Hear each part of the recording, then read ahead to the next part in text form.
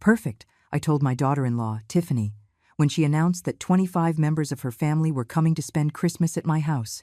I'm going on vacation. You all can do the cooking and cleaning. I am not the maid. Her face went pale as if she had seen a ghost. But what she didn't know was that the real surprise was just beginning. My name is Margaret. I am 66 years old, and for the last 5 years, I have been treated like the servant in my own home. It all started when my son Kevin married that woman. From the very first day, Tiffany decided I was her personal employee. Margaret, get me some coffee. Margaret, clean this up. Margaret, cook for my guests. And I, like a fool, always obeyed. I thought it was how I could keep my family together, but I had reached my limit. That Tuesday in December, Tiffany swept into my kitchen as she always did, without knocking, with that fake smile I despised. She was wearing a ridiculously expensive red dress, undoubtedly paid for with my son's money. Her heels clicked against my ceramic tile like little hammers on my last nerve. Margaret, she said in that condescending tone she reserved for me, I have marvelous news. My entire family is coming to spend Christmas here. It's only 25 people. Only 25 people. As if that were a small number, as if I were a machine designed for cooking and cleaning. I saw the malice glinting in her eyes as she continued with her master plan. She settled into my kitchen chair, crossed her legs, and began to list them off as if reading a grocery list. I've already spoken with my sister, Valeria, my cousin Evelyn, my brother-in-law Marco, my uncle Alejandro. Everyone is coming. My nieces and nephews will be here, my second cousins, Valeria's kids. It's going to be a perfect Christmas. She took a dramatic pause, expecting my usual panicked reaction. Of course, you'll handle everything. The food, the cleaning, serving the tables. Her words hit me like slaps. I remembered all the times I had prepared dinners for her friends while she took the credit. All the times I had cleaned up after her parties while she slept until noon. All the times I had been made invisible in my own house. We'll need 3 turkeys, at least, she continued, ignoring my silence.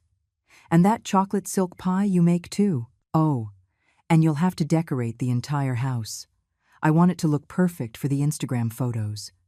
She waited for my typical, yes, Tiffany. But this time was different. This time, something inside me had shattered for good. I looked her directly in the eye with a calm that surprised even me.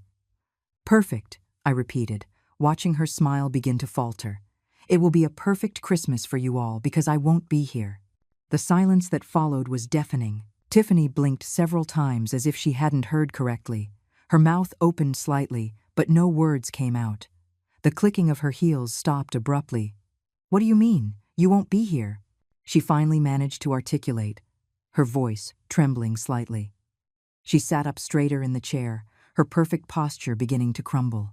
Exactly what you heard. I'm going on vacation. You all can cook, clean, and serve yourselves. I am not your employee. I watched the color drain completely from her face. Her hands began to shake. The coffee cup she was holding clinked against its saucer. For the first time in 5 years, Tiffany was speechless. But Margaret, she stammered. I already told everyone to come. It's all planned. You can't do this. Of course I can. It's my house. Those 4 words landed like a bomb in the kitchen. Tiffany's jaw dropped, her face shifting from shock to indignation. She shot up from the chair, her heels clicking again, but this time with desperation. This is ridiculous. Kevin is not going to allow this. Kevin can have whatever opinion he likes, but the decision has been made. For the first time, I was in control. But what she didn't know, what none of them knew, was that my decision wasn't spontaneous. I had been planning this for months, and I had my reasons that would soon leave them all speechless. Tiffany's expression morphed from shock to fury in a matter of seconds. Her cheeks flushed, and her eyes narrowed like a snake about to strike. She stepped toward me, invading my personal space, as she always did when she wanted to intimidate me. You know what, Margaret? I always knew you were selfish, but this is the absolute limit. Her voice became venomous, each word dripping with contempt. My family is coming from far away, some from out of the country, and you're going to ruin their Christmas over a whim? A whim. 5 years of mistreatment, humiliation, and emotional abuse, and she called it a whim. I felt rage rise in my chest, but I remained serene. I had learned to control my emotions after so much time as her victim. "That's not my problem," I replied with a calm that unnerved her even more. "You should have consulted me before inviting 25 people to my house." "Our house!" she shrieked, losing her composure completely. "Kevin is your son. This house will be ours one day." There it was, the truth that had always hovered in the air but had never been spoken aloud. Tiffany didn't see me as family. She saw me as a temporary obstacle before she inherited everything I had built with years of hard work and sacrifice. "Interesting perspective," I murmured, watching her pupils dilate with panic as she realized what she had revealed. "Very interesting." At that moment, I heard keys in the front door. Kevin was home from work. Tiffany ran to him like a child tattling to her father, her heels clattering with desperate urgency. "Kevin! Kevin, your mother has gone insane. She says she won't help with Christmas. She says she's going on vacation and leaving us alone with my entire family." I heard their muffled voices from the living room. Tiffany spoke in a rush, her tone sharp and dramatic. Kevin murmured responses I couldn't make out. After a few minutes, their footsteps approached the kitchen. My son appeared in the doorway, his suit wrinkled after a day at the office, his face tired but annoyed.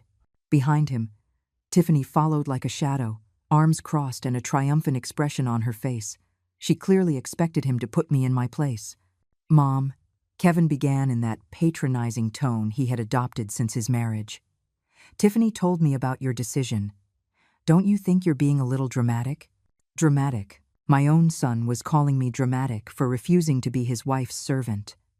I felt something cold and hard settle in my stomach. Something that had been growing for months finally crystallized in that moment. "No, Kevin, I'm not being dramatic. I'm being clear." "But Mom, it's Christmas. It's a time for family. Tiffany already invited everyone. We can't cancel now." "I didn't say to cancel. I said I won't be here." Tiffany stepped forward, placing herself between Kevin and me like a human barrier. "See what I mean? She's become completely irrational. What will my family think? What am I going to tell them?" "Tell them the truth," I answered calmly. "That you assumed I would be your employee without consulting me, and that you were mistaken." Kevin sighed deeply, running a hand through his hair as he did when he was frustrated. "Mom, be reasonable. You know Tiffany can't cook for 25 people by herself. And why not? I've cooked for her parties for years. It's time she learned." "But I work," Tiffany protested. "I can't take days off to cook. My career is important." Her career. A part-time position at a boutique she had probably gotten through Kevin's connections. But of course, her career was more important than my time, my energy, my dignity. "Then hire a caterer," I suggested with a sweet smile. "There are many excellent options in the city." "Catering costs a fortune," Kevin exclaimed. "Why spend thousands of dollars when you can?" He stopped abruptly, realizing what he was about to say. "When I can do it for free," I finished for him. "Like always. Like the employee you think I am." The silence stretched between us like a widening crack. Tiffany and Kevin exchanged nervous glances. I could see the wheels turning in their heads, trying to find a way to manipulate me into giving in. "Look, Mom," Kevin said finally, adopting a softer tone. "I know you've been a bit sensitive lately. Maybe you're going through some hormonal changes." Hormonal changes. Seriously. He was reducing me to a hysterical, menopausal woman. The fury I had been containing began to boil beneath the surface, but I managed to keep my voice steady. "There is nothing hormonal about this, Kevin. This is about one very clear thing: respect, and for 5 years, neither you nor your wife has shown me any." "That's not true," Tiffany protested. "We've always treated you well. You're part of the family. The part of the family that serves, cleans, and cooks while you two have fun. The part of the family that is never consulted, but is always expected to obey." Kevin came closer, placing a hand on my shoulder as he used to do as a boy when he wanted something. But he was no longer the sweet child I had raised. He was a man who had chosen his wife over his mother in every conflict for the past 5 years. "All right, Mom. I understand you're upset. But think about it. It's just 1 week. After Christmas, everything goes back to normal. Normal. They're normal, where I was invisible except when they needed me, where my feelings didn't matter as long as their life was comfortable, where my house had ceased to be my sanctuary and had become their personal hotel. No, Kevin, things are not going back to normal. Because I'm leaving tomorrow. They both froze. Tiffany was the first to react, her voice rising an octave. Tomorrow? Tomorrow, I confirmed, enjoying the panic that began to gleam in their eyes. I already have everything arranged. What they didn't know was that I truly did have everything arranged, just not in the way they thought. This is insane! Tiffany shrieked, her eyes wide as she paced my kitchen like a caged animal. You can't leave tomorrow. It's impossible. My family arrives in 3 days. Well, you should have thought of that before you took for granted that I would be your employee, I replied, maintaining my serene tone as I calmly washed my coffee cup. Every movement was calculated to show that her dramatics didn't faze me. Kevin just stood there, shifting nervously from one foot to the other, clearly torn between supporting his hysterical wife and trying to reason with me. His eyes darted between the two of us, as if he were watching a tense tennis match. Mom, please, he finally murmured. At least tell us where you're going. When will you be back? I'm going to visit my sister in Miami, I lied smoothly, and I'll be back after New Year's. The lie came so naturally it surprised even me, but it was necessary. They couldn't know my real plans, not yet. After New Year's? Tiffany practically choked on her own words. But what are we going to do? I already told everyone to come. My uncle Alejandro already bought his plane tickets from Miami. Valeria canceled her plans. Marco took time off work. Those are their problems, not mine. I saw desperation begin to replace the rage on Tiffany's face. Her perfectly manicured hands trembled as she gripped the marble countertop, her knuckles white from the pressure. Margaret, her voice suddenly changed, becoming syrupy and manipulative. You know I've always thought of you as a second mother. You're so important to me, to us. You can't just abandon us like this. There it was, the switch in tactics from fury to emotional manipulation. I had seen this play many times before, but it no longer worked on me. If you really considered me a mother, you wouldn't treat me like a servant. But I don't treat you like a servant. I just thought you enjoyed cooking for the family. I thought you liked to feel useful. Useful, that word pierced me like a dagger. For 5 years, I had believed that being useful was my way of keeping the peace, of securing a place in my son's life. But now I understood that being useful had only made me a shadow in my own home. You know what, Tiffany? You're right. I do like to feel useful. That's why I'm going to be useful to myself, for the first time in years. Kevin intervened again, his frustration now evident in every line on his face. Mom, this isn't fair. You know we don't have the money to hire a caterer for 25 people. The deposit on the new apartment wiped out our savings. A new apartment. This was the first I was hearing about a new apartment. My eyes narrowed as I processed this information. Since when were they planning to move, and why hadn't they told me? What new apartment? I asked, my voice laced with a dangerous curiosity. Tiffany and Kevin exchanged a guilty look, the kind of look you share when you've just revealed something that was supposed to be a secret. Well, Kevin began, looking down at his shoes, we were going to tell you after the holidays. We found an incredible place downtown, 3 bedrooms, ocean view, a gym in the building. Sounds expensive, I observed, keeping my tone neutral, though my mind was racing. Well, yes, but it's worth the investment. And don't worry, we're not moving far. Only 30 minutes from here. 30 minutes. Close enough to keep using my house as their personal restaurant, but far enough to have their privacy. How convenient, and how do you plan to pay for it? I asked, though I already had a suspicion about the answer.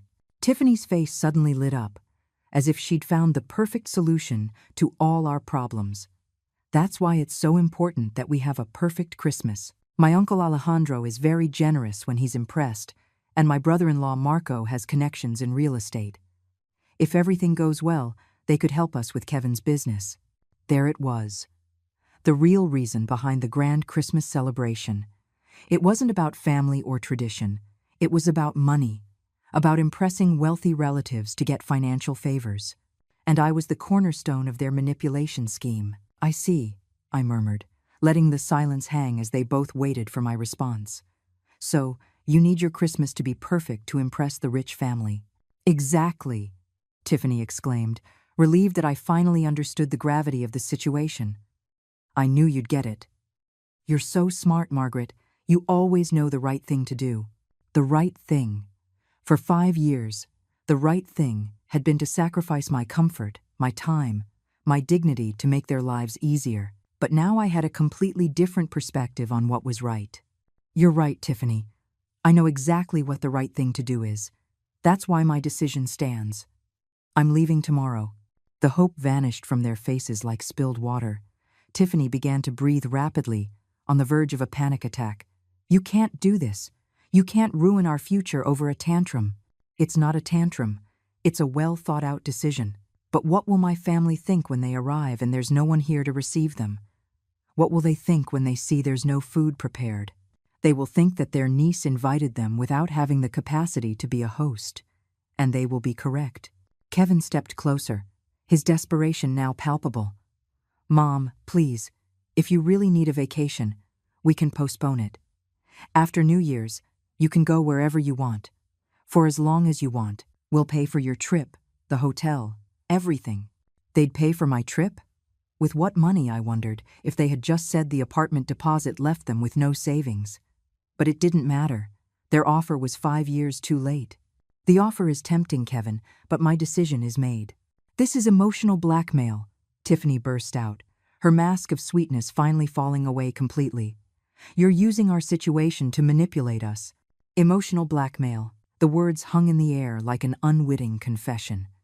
Because if I was engaging in emotional blackmail by refusing to be their free employee, what had they been doing for 5 years?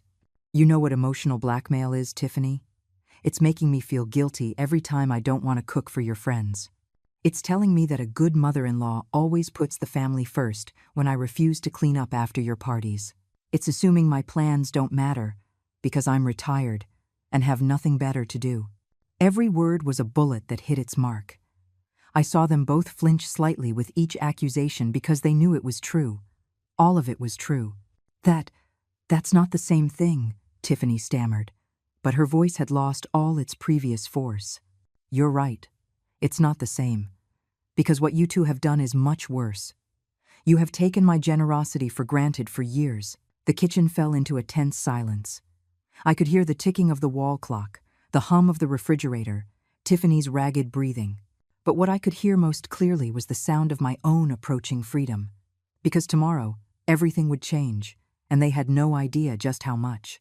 That night, while Tiffany and Kevin were still in the living room arguing in desperate whispers, I locked myself in my room and pulled out my laptop. It was time to set the second phase of my plan in motion, a plan that had been brewing for months, ever since I discovered something that changed my entire perspective on my dear daughter-in-law. 3 months earlier, while foolishly cleaning Kevin's home office, I had found a forgotten folder among his papers, filled with bank statements, printed emails, and legal documents. At first, I thought they were work papers, but something caught my eye. Tiffany's name appeared again and again in transactions I didn't understand. That night, after they went to sleep, I returned to the office and reviewed everything meticulously. What I found chilled me to the bone. Tiffany had been spending money they didn't have. A lot of money. Credit cards in Kevin's name that he knew nothing about. Personal loans using the house as collateral, and compulsive shopping sprees at luxury stores that added up to over $50,000 in debt. But that wasn't all. I also found emails where Tiffany discussed with her friends how to manage Kevin so he wouldn't discover her spending, how to keep him distracted while she kept shopping. And most chilling of all, a message thread where she planned to convince him to sell the house to invest in their future together. My house. The house I had lived in for 30 years. The house I had paid for with my work, my savings, my sacrifices. Tiffany wanted Kevin to sell it to pay off her compulsive shopping debts. That night, I couldn't sleep. I stayed awake until dawn, processing the betrayal, the manipulation, the deceit. But along with the devastation, something else began to grow. A cold, calculated determination to protect myself. The next day, I began my own silent investigation. I hired a private detective, a discreet man my lawyer had recommended years ago. I asked him to track all of Tiffany's financial activities. What we discovered was even worse than I had imagined. Not only was she a compulsive spender, but she had also been lying about her job.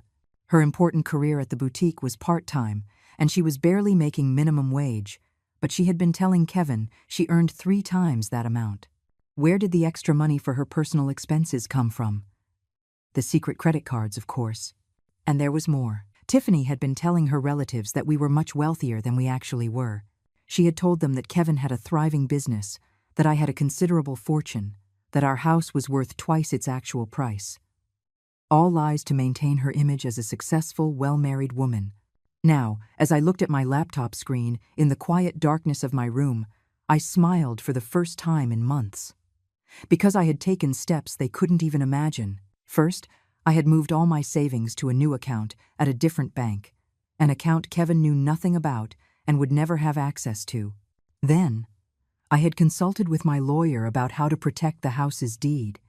It turned out there were very effective legal ways to ensure no one could force me to sell it. But my masterstroke had been to contact Tiffany's family directly. Not all of them, just the ones who really mattered. Her uncle Alejandro, the successful businessman from Miami, her brother-in-law Marco, the real estate agent who was supposedly going to help them, and her sister Valeria, who worked in finance and had an impeccable reputation. I had sent them very polite emails, introducing myself as Tiffany's concerned mother-in-law. I told them I was worried about the young couple's delicate financial situation and wanted to ask their advice on how to help. Of course, I had accidentally attached some of the most alarming bank statements I had found. The responses were immediate. Alejandro was furious at being deceived about Tiffany's real situation. Marco immediately canceled any plans for financial assistance. Valeria was so angry she threatened to come personally to sort out her younger sister's life. But the best part was that none of them had said anything to Tiffany yet. They were waiting for the Christmas gathering to confront her in person. A gathering that would now be missing the host they expected, the food they were promised, and the festive atmosphere Tiffany had painted in her lies. My phone vibrated with a text message. It was from Alejandro. "Mrs. Margaret, after reviewing the documents you sent, my family and I have decided to arrive a day earlier than planned. We want to speak with Tiffany about some important matters before the celebration. Would it be possible for you to receive us on the morning of the 23rd? The morning of the 23rd. Exactly when I would be packing my bags for my trip to Miami. What a perfect coincidence," I replied quickly. "Of course, Alejandro. It will be a pleasure to have you. However, I must inform you that I will be leaving for a trip that same day, so Tiffany and Kevin will be your hosts." His response came in seconds. "Perfect. That will be exactly what we need." I closed the laptop and lay back in bed, smiling in the dark. For 5 years, I had been the silent victim, the submissive mother-in-law, the free employee. But all that time, I had been observing, learning, understanding how my in-laws really worked. Tiffany thought she was so smart, so manipulative, so clever. But she had gravely underestimated the older woman who cleaned up her messes. She had assumed my age and my apparent meekness meant I was helpless. Tomorrow morning, while she was still asleep, I would be packing my bags.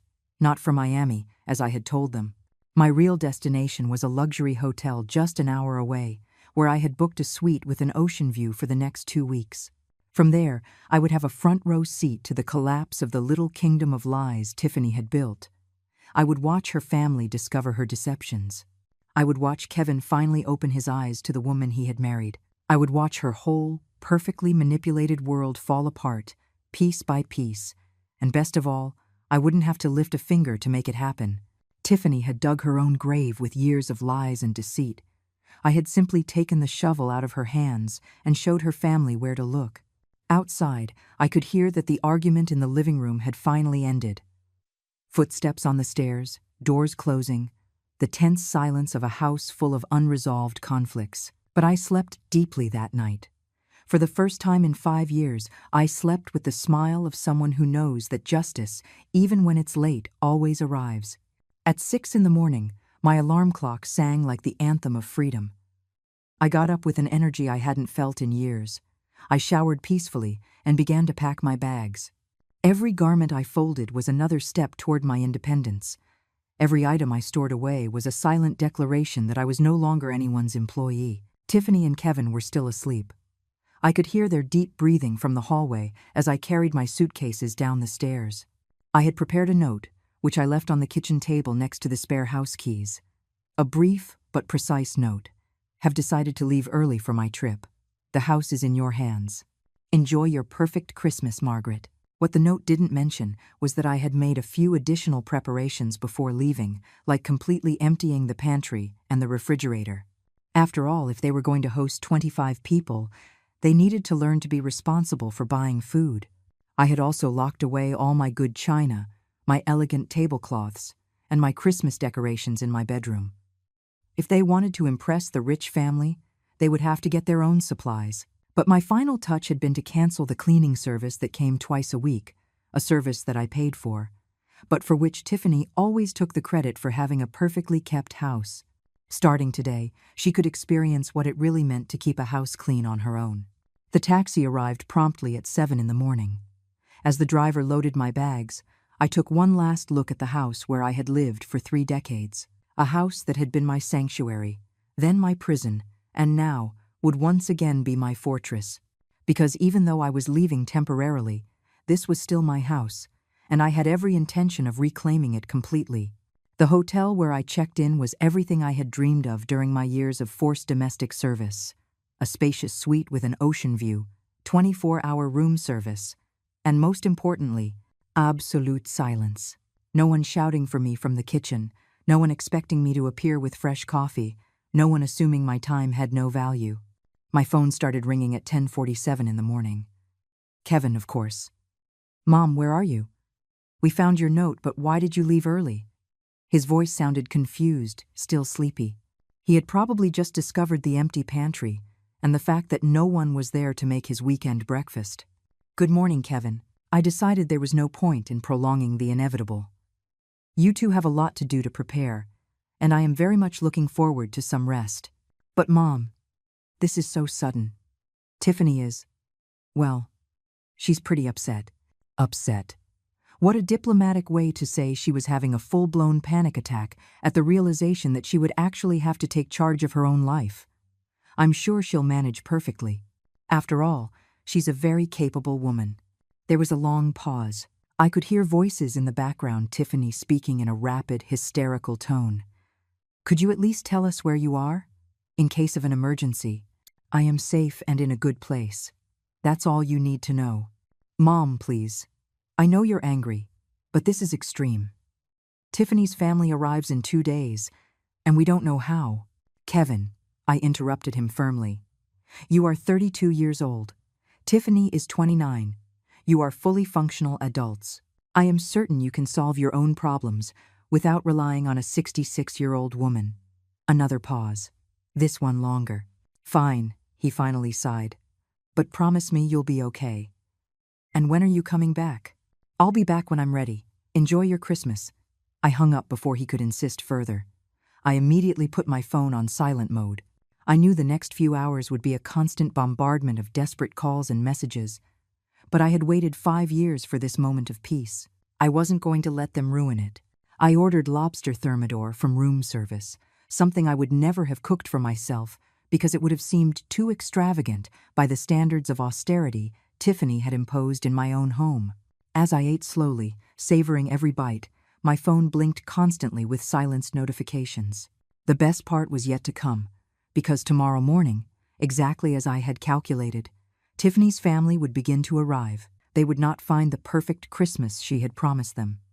Instead, they would find the raw reality of who the woman who had been living on lies for years truly was.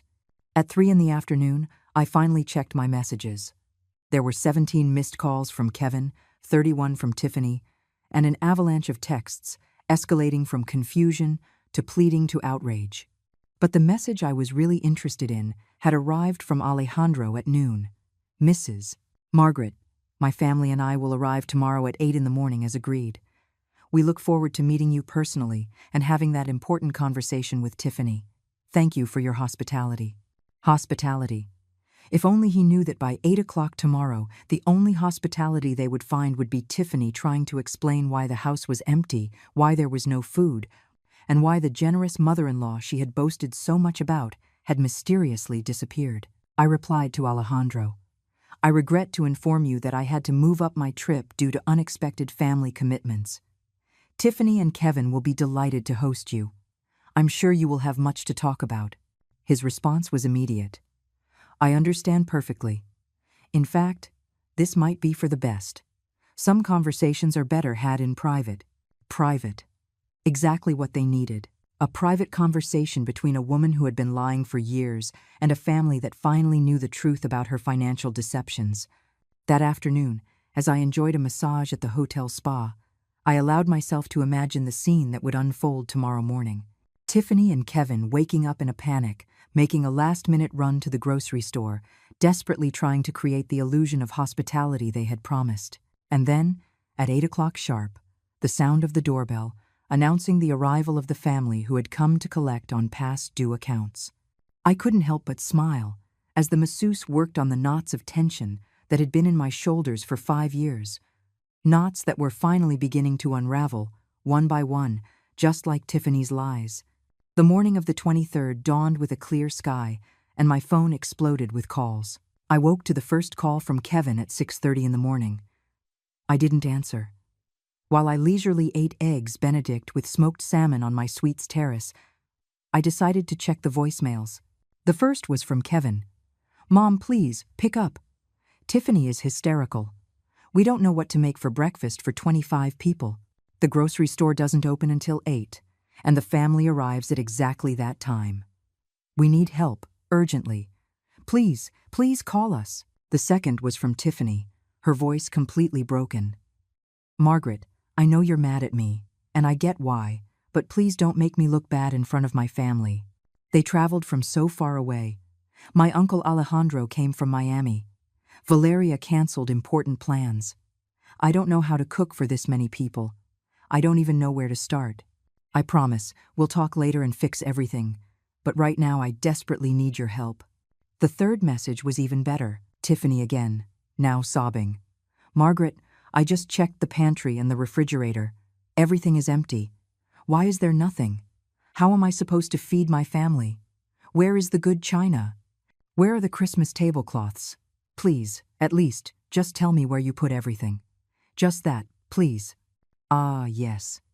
The dawning realization that running a household requires planning, effort, and actual money. The tardy understanding that food doesn't magically appear in refrigerators, that tables don't set themselves, that decorations don't install themselves by magic.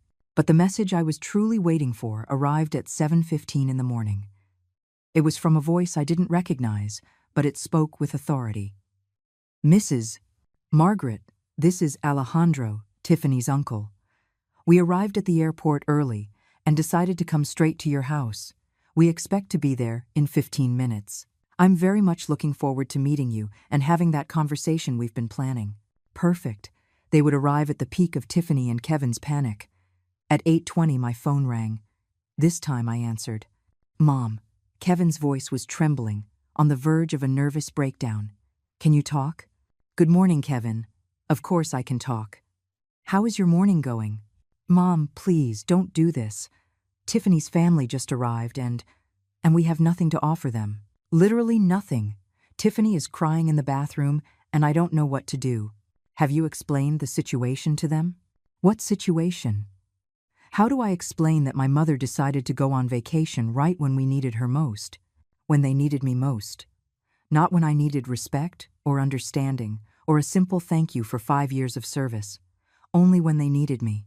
Tell them the truth, Kevin, that for 5 years you took it for granted that I would be your unpaid domestic servant and that I finally decided I deserved a vacation."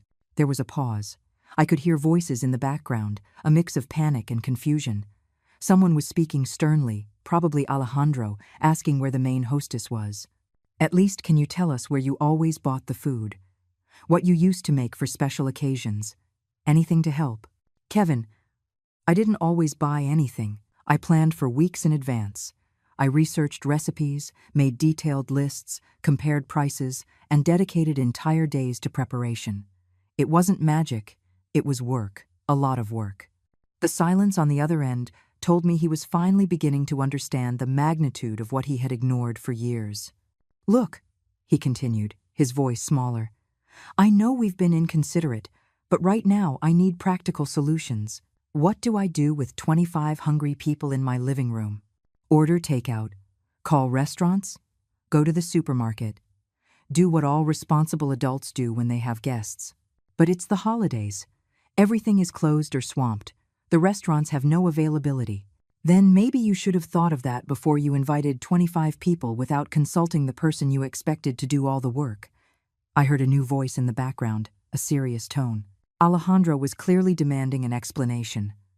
Mom, Tiffany's uncle wants to talk to you. He says he needs to understand what's going on. I would love to talk to him, but I'm on vacation. Tell him Tiffany can explain everything perfectly. After all, she's the one who organized this gathering. Please, Mom, just 5 minutes.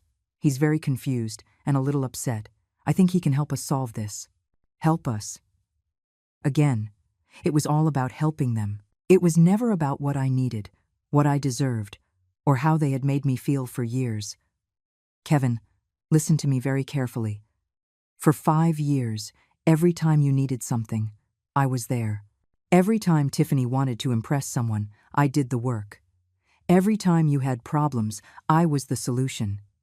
Today, for the first time in half a decade, you have to solve your own problems. And that is not my responsibility. But it's my family, he finally shouted, losing his composure. I heard Alejandro's clear voice in the background. Young man, I need to understand what kind of family gathering you organize.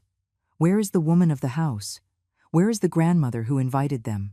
Alejandro had clearly understood from his conversations with Tiffany that I was the matriarch who organized these events, the main hostess, the person responsible for the family's hospitality. And now there was no one, just 2 confused adults finally facing the consequences of their own choices. Mom, please, at least talk to him. Explain that there's been a misunderstanding. There is no misunderstanding, Kevin. There is a reality that you refused to see for years. And that reality is that without mutual respect, there is no functional family. I hung up. This time, I turned the phone off completely. It was time for the next phase. I went down to the hotel's business center. It was time to deploy the most delicious part of my plan. I sat at a computer and opened my email. I had several new messages from Tiffany's family. The first was from Valeria, the financially responsible sister. Dear Margaret, we've just arrived at your house, and the situation is quite confusing. Tiffany told us you left for an emergency, but we don't understand why the house seems uninhabited. There is no food, no Christmas preparations, and frankly, Tiffany's attitude is very strange. Could we speak by phone? The second message was from Alejandro, his tone considerably more serious.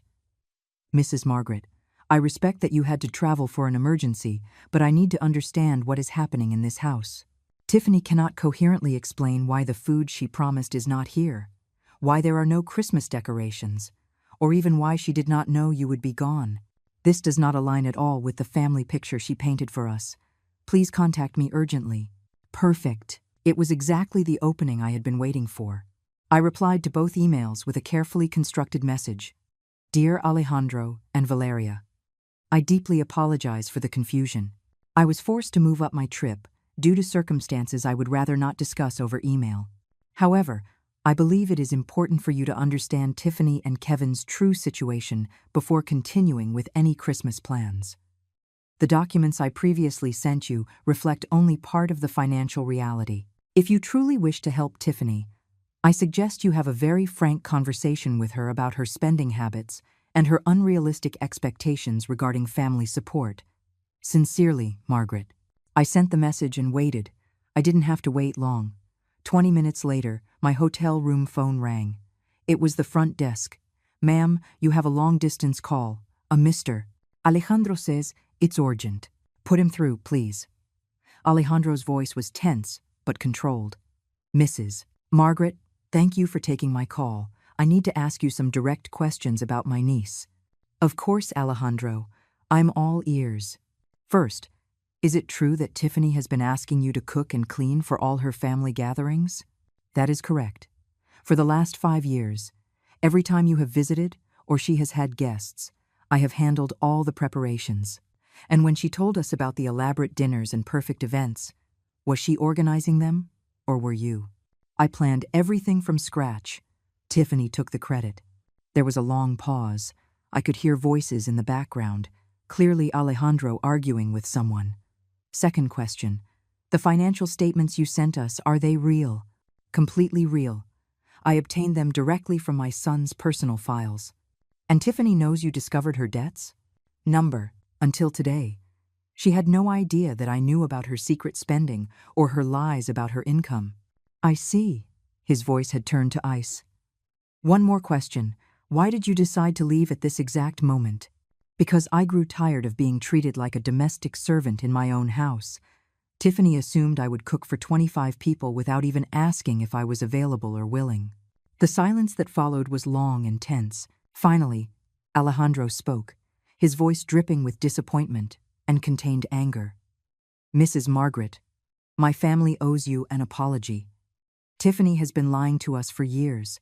She painted a picture of you as a prosperous family where she was the perfect organizer. She asked us for financial help to expand Kevin's business, when apparently the money was to pay off her compulsive shopping debts. I'm afraid so, and we, like fools, were ready to help because we believed she had proven herself to be responsible and successful, when in reality, you have been the one keeping everything running while she took the credit. Well, now we know. And let me tell you, my family does not tolerate this kind of deceit. Tiffany is going to have some very serious explaining to do. Alejandro, if I may suggest something? Please. I think it would be beneficial for Tiffany to face the natural consequences of her decisions. She has lived in a bubble of privilege where others solved her problems. Perhaps it's time for her to learn to be truly independent. I completely agree. In fact, I have some news for her that is going to change her perspective drastically. The supposed financial support she was expecting from the family for her husband's business, well, that was entirely dependent on her demonstrating fiscal responsibility and transparency. After seeing these documents and the current situation, I can assure you there will be no support. My smile widened. I understand. But there's more. My brother-in-law Marco, who was going to help them with real estate connections, is also very upset. Apparently, Tiffany had asked him to evaluate some properties for investment, including the house where you live. Did you know about this? This was new. I hadn't known Tiffany had gone so far as to ask Marco to evaluate my house for a sale. No, I did not know that. Well, Marco is furious. He invested time and resources based on false information. He feels completely deceived. Which brings me to my main point. My family has decided that this perfect Christmas is going to become a family intervention. Tiffany will have to explain every lie, every deception, every manipulation. A family intervention. This was even better than I had planned. Not only would Tiffany have to face the logistical disaster of her party, but she would also have to account for years of deceit before her entire family. And what about the other relatives? They are all aware of the situation now. For dinner tonight, the whole family will know the truth about Tiffany. And does she know? Not yet. But she's about to. I could hear voices rising in the background. Things were clearly escalating at my house. Mrs. Margaret, I have to go deal with this situation, but I want you to know that my family respects you enormously for enduring this for so long and for having the dignity to walk away. Thank you, Alejandro. That means a great deal to me. One more thing. When you are ready to return, we hope to meet you properly. The real Margaret, not the employee Tiffany pretended you were. It will be a pleasure. I hung up and leaned back in my chair, feeling a deep, warm satisfaction. At my house, Tiffany's world of lies was crumbling, piece by piece, exactly as I had planned. That evening, I hired a discreet car service to take me for a drive through my neighborhood, just to observe from a safe distance. The scene I found surpassed my wildest expectations.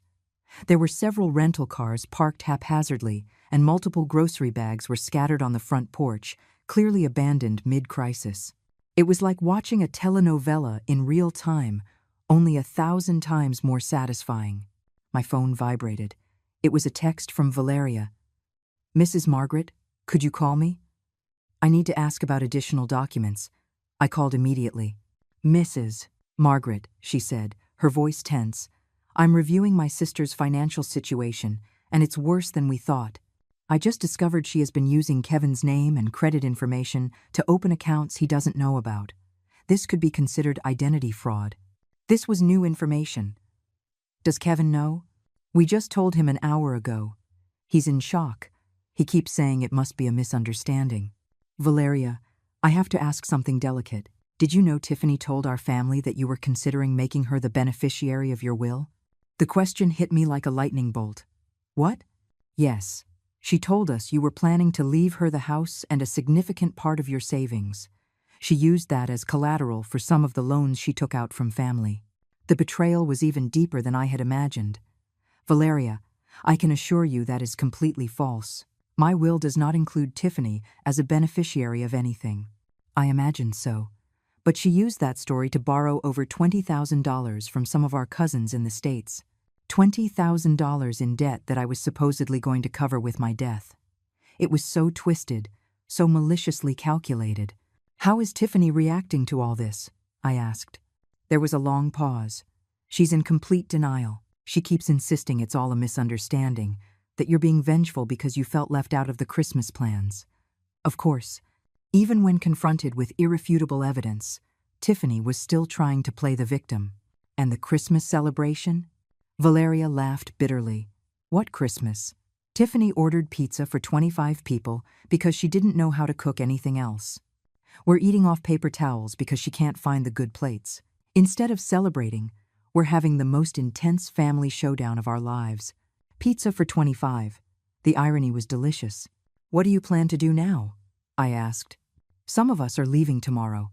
This isn't the family reunion we expected, but a few of us are staying to make sure she understands the consequences of her actions. All family loans are being called in immediately. The financial support for Kevin's business is gone, and we will be informing other family members to protect them from future manipulations. It was poetic justice. And Kevin? That's the saddest part. I think he truly knew nothing about her lies. He's devastated. My poor son. But I also knew this was the only way he would ever open his eyes. Valeria, there's one more thing you should know. When I return home, and I will return soon, I will be making some significant changes. Tiffany will no longer have free access to my house. There will be new rules, new boundaries, and new consequences for disrespect. That sounds perfect. It's time she learned to live in the real world. I hung up and asked the driver to take me back to the hotel. Tomorrow would be my triumphant return. The morning of December 24th dawned cold but bright. I packed my bags calmly and prepared for the final confrontation. Before leaving the hotel, I called my lawyer, Robert. I'm Margaret. Are all the documents we discussed ready? Perfectly ready, Margaret. The changes to the will are notarized, the amendment to the house deed is registered, and the new residency agreements are ready for your signature. Perfect. I'll see you in an hour at my house. Are you sure you want to do this on Christmas Eve? Robert, there is no more perfect time. It's time my family learned the true meaning of gratitude. The taxi dropped me off at 10 in the morning. I opened the door with my key, and the house fell silent. Margaret. Kevin's voice was incredulous, almost hopeful. Yes, I'm back. He appeared first, with deep dark circles under his eyes. Behind him came Tiffany, a version I had never seen before, no makeup, wrinkled clothes, eyes swollen from crying. Then came the rest of her family. Alejandro, stern and imposing. Valeria, holding a folder of documents. Marco and Evelyn, their faces etched with disappointment. Mrs. Margaret, Alejandro said, extending a hand respectfully. It is an honor to finally meet you. We are deeply sorry to have met under these circumstances. The honor is mine, Alejandro. And don't worry. Sometimes the truth needs to come out dramatically. Just then, the doorbell rang. It was Robert, my lawyer. Robert, thank you for coming. I believe we're all ready for the conversation we've been postponing for years. Robert entered, his presence immediately adding a legal weight to the room. Good morning, he said professionally. I am Robert Miller, Mrs. Margaret's attorney. I understand there are some family and financial matters that require clarification. Tiffany grew even paler. Why is there a lawyer here? Because after 5 years of emotional abuse, financial manipulation, and a total lack of respect, I have decided I need legal protection, I replied with icy calm. Legal protection from what? Kevin asked, genuinely confused. From your wife's attempts to use my future death as collateral for loans. From her plans to convince you to sell my house to pay off her compulsive shopping debts. From her unauthorized use of your credit information. Need I continue? The silence was absolute. Tiffany slumped onto the sofa, finally understanding her world of lies had completely collapsed. Robert, I said, shall we proceed? Very well. First, the testamentary changes. Mrs. Margaret has amended her will to ensure that the ownership of this house can never be sold or mortgaged without her explicit consent, even after her death. The house will be transferred into a family trust that protects Kevin's interests but prohibits any financial speculation. Tiffany began to cry silently. Kevin looked shocked, but also, for the first time, genuinely ashamed. Second, Robert continued, the new terms of residency. Tiffany no longer has unrestricted access rights to this property. Any visit must be coordinated in advance and approved by Mrs. Margaret. What does that mean exactly? Kevin asked, his voice trembling. It means your wife can no longer walk into my house whenever she pleases, give orders about my food and my time, or assume I will be her domestic servant. Mom, I never knew that she… You never knew? In 5 years, you never noticed that every time you had guests, I did all the work while she took the credit? You never wondered why your wife never cooked or cleaned, but always talked about what a perfect hostess she was. Kevin bowed his head, finally confronting years of willful blindness. Alejandro approached Tiffany, his voice heavy with paternal disappointment. Tiffany, our family gave you opportunities, trust, and support based on lies. You made us unwitting accomplices in your disrespect toward a woman who deserved our admiration, not our contempt. Uncle, I never wanted. You never wanted what? To lie about your income? To commit identity fraud? To promise inheritances that weren't yours to give? To treat your mother-in-law like a servant? Tiffany had no answer. There is one more thing, I continued, looking directly at Tiffany. You will pay back every penny you borrowed, using lies about my supposed inheritance. You will personally apologize to every family member you deceived, and you will learn to live within your actual means, not in the fantasy you built at my expense. And if she doesn't? Valeria asked. Then she will face the appropriate legal consequences for identity fraud and fraudulent obtainment of credit, Robert finished, closing his briefcase. I addressed the entire family gathered in my living room. For 5 years I sacrificed my dignity because I thought I was keeping the family together. But I learned something important. A family built on disrespect and manipulation is not a family at all. It is a toxic structure that hurts everyone involved. I looked specifically at Kevin. Son, I love you, but you have to decide what kind of man you want to be. One who allows his wife to abuse his mother, or one who defends respect and honesty in his family. Finally, I looked at Tiffany. And you have to decide if you want to be a responsible adult who faces the consequences of her actions, or continue to be a manipulative child who expects others to solve the problems she creates. The clock struck noon on Christmas Eve. Now, I said, with a smile I had been saving for months, those who wish to stay for a Christmas based on honesty, respect, and real gratitude are welcome. Those who prefer to continue living in fantasies and manipulations may leave. For the first time in 5 years, I was in total control of my house, my life, and my future. And I had never felt a freedom so sweet.